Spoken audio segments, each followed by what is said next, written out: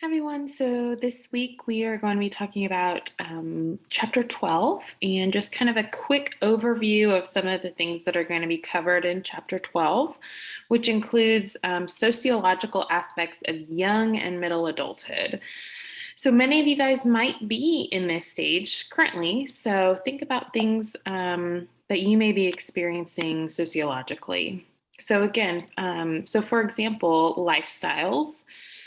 So the textbook's going to talk about different types of lifestyles that exist, from marriage, cohabitation, single life, parenthood, and then also childless couples as well.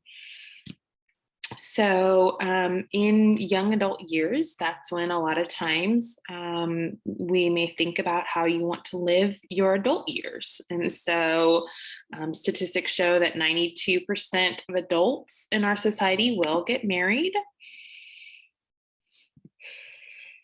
There's also been a pretty interesting shift in today's society about cohabitation. Statistics, and research do show that people who cohabitate before marriage don't necessarily have better marriages than those that do not. So that's something interesting. A lot of single individuals have much fewer and, less emotional and financial obligations. Again, we all know women tend to generally assume the majority of both household and childcare responsibilities. And many couples today may also decide not to have children. So the textbook kind of goes through and talks about several of those different types of lifestyles.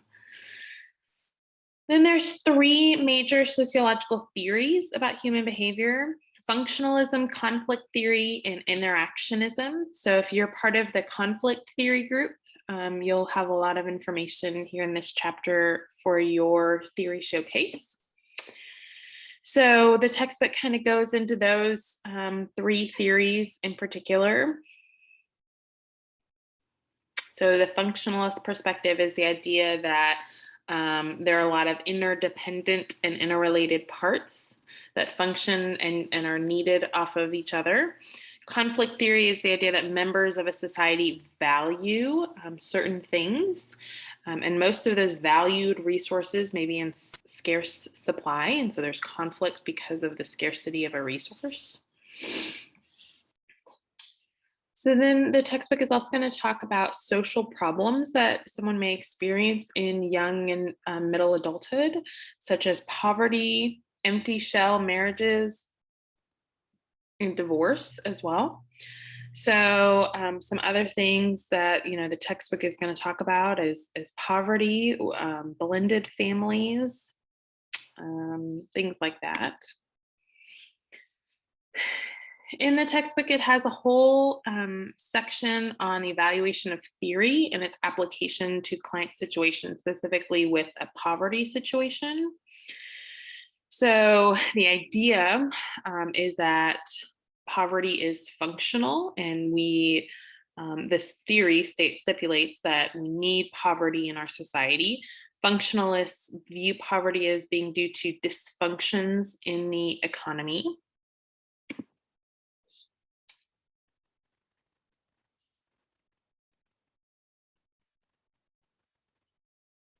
So some family mesosystem problems are going to be talked about in the textbook: empty shell marriages, conflict resolution strategies. About 1 in 2 marriages end in divorce. Modern families do not have as many functions as traditional families did back in the day. Many men still prefer traditional marriage, in which the husband is dominant and the wife plays a supportive or subordinate role, and is the emotional supporter of a husband.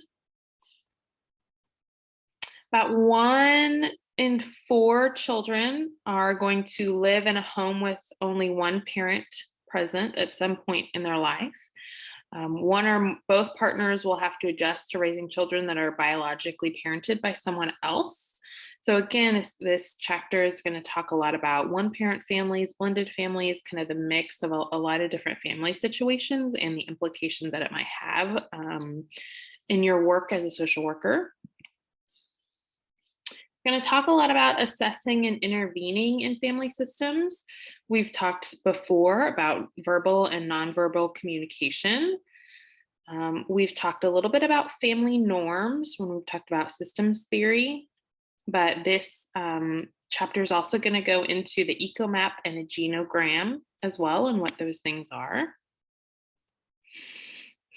So then it's also going to talk a little bit about some macro perspectives and some macro ideas pertaining to social work organizations as a whole. So it's going to talk about the autocratic model, the custodial model, the scientific management model, which actually I had a student say was on the master's licensing exam. Human relations model, theory X and Y, collegial model. So again, a lot of bigger picture in terms of how to run and work with an organization from a macro perspective.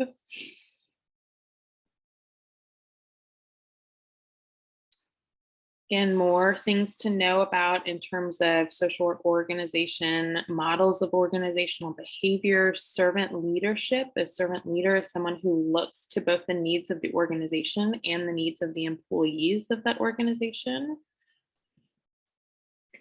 And then finally, it's going to talk a little bit about politics in human service organizations. So liberal and conservative kind of perspectives of a service organization, a conservative perspective and a liberal perspective, things like that. So definitely just a few things to be on the lookout for in this chapter. As always, if you have any questions, please don't hesitate to reach out. Thank you guys so much.